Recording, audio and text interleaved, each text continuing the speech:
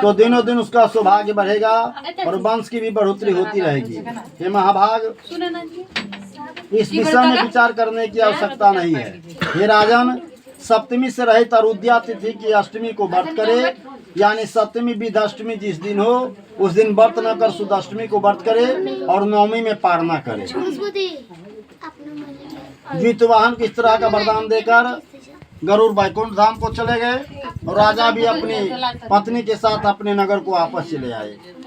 धौम्य द्रौपदी से कहते हैं, हे देवी, मैंने यह अतिशय दुर्लभ व्रत तुमको बतलाया है। इस व्रत के करने से बच्चे दीर्घायु होते हैं। हे देवी, तुम भी प्रोक्त विधि से व्रत और दुर्गा जी का पूजा करो तो तुम्हें भी फल प्राप्त होगा। मुनिराज धौम्य की बात सुनकर द्रौपदी के हृदय में एक प्रकार का कौतूहल उत्पन्न हुआ और पूर्वासी स्त्रियों को बुलाकर उनके साथ ही यह उत्तम व्रत को किया। गौतम ने कहा, यह व्रत उसके प्रभाव को किसी एक चिल्लिन ने सुन लिया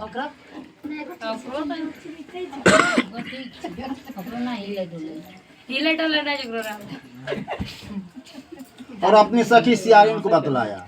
इसके बाद पीपल वृक्ष की शाखा पर बैठकर उस चिल्लिन और उसी वृक्ष के खोते में बैठकर सियारिन ने भी व्रत किया। फिर वह चिल्लिन किसी उत्तम ब्राह्मण के मुंह से यह कथा सुनाई और पीपल के खोते में बैठी हुई अपनी सखी को सुनाया। सियारिन ने आधी कथा सुनी थी कि उसे भूख लग गई और वह उसी समय 100 से भरे हुए श्मशान में पहुंची। वहां उसे इच्छा भर मांस का भोजन किया और चिल्लिन बिना कुछ खाए पिए रह गई और सवेरा हो गया। सवेरे हुए गौशाले में गई और वहाँ गौ का दूध पिया। इस तरह उसने नवमी को पारना किया। कुछ दिनों बाद वे दोनों मर गई और अयोध्या में किसी धनी व्यापारी के घर में जन्मी। संजोग से उन दोनों का जन्म एक ही घर में हुआ, जिसमें सियारिन श्रेष्ठ हुई और चिल्लिन छोटी। वे दोनों सभी शुभ लक्षणों से युक्त थी, इसीलिए बड़ी लड़की काशीराज के साथ और छोटी उसके मंत्री के साथ ग्रहपत अग्नि के सामने विधि पूर्वक ब्याही गई। पूर्व जन्म के कर्म फल से वह मृगनयनी रानी हुई। जिस किसी भी संतान को उत्पन्न करती वह मर जाता।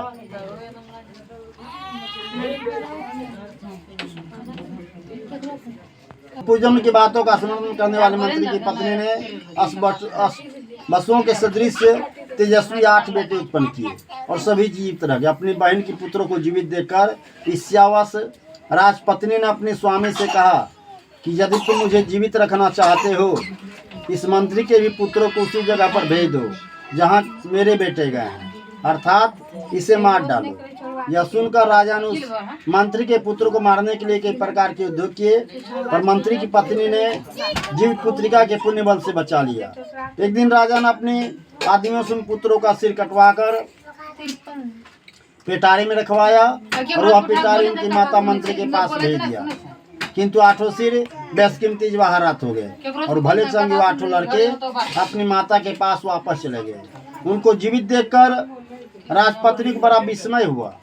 अंत में वह मंत्री के पत्नी के पास आई और उसने पूछा, बहन, तुमने कौन सा ऐसा पुण्य किया है जिससे बार बार मारे जाने पर भी तुम्हारे बेटे नहीं मरते? इस पर मंत्री की पत्नी ने कहा, पूर्व जन्म में मैं चिल्लिन थी और तुम सियारिन। हमने और तुमने साथ जीवित पुत्रिका का व्रत किया था। तुमने व्रत के नियमों का भली भ्रांति पालन नहीं की थी और मैंने की थी। और दीर्घायु होकर बड़े बड़े राजा हुए। सूत जी कहते हैं कि सब प्रकार का आनंद देने वाले मैंने दिव्य व्रत बतला। स्त्रियां चिरंजीवी संतान चाहती हो तो विधि पूर्वक यह व्रत को करे, इसमें कुछ भी संशय नहीं है। जगे न जगमय जंत देवास्तानि धर्मानि प्रथमानि आसन्नः तेह नाकम्।